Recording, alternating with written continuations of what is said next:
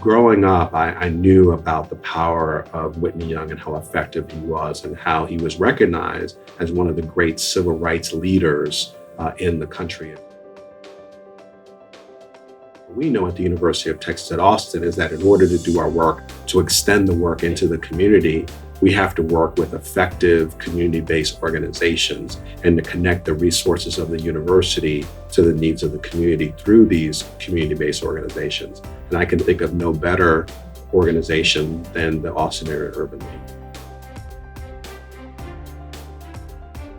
This is without question one of the great honors and highlights of my career. One, because of the name and its connection, how effective he was as an advocate and how he used his access. And that's one of the great things about the Urban League and the Urban League leaders like a Vernon Jordan and others, how they use their access to improve the conditions of everyday people.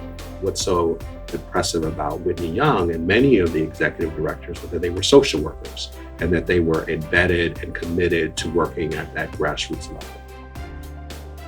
What is so impressive about the Austin Area Urban League is that when you look at the people who have served on the board, who have been recognized, it's literally the who's who of Austin. And so being part of that wonderful coalition who are all committed and aligned to making Austin a great place to live for all people. I'm only as strong as my neighbor and the people in my community. And as long as there are people who have not been fully connected to all of the benefits and the greatness of our society, we still have work to do.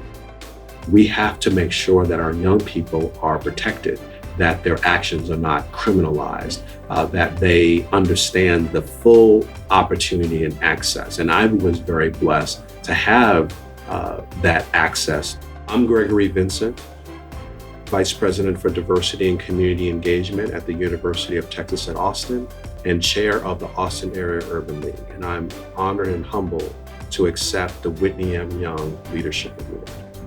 There is no barriers to our success. And what I want for each and every child is to have that same wonder, that same connection to reality and not have anything get in their way to reach their God-given potential.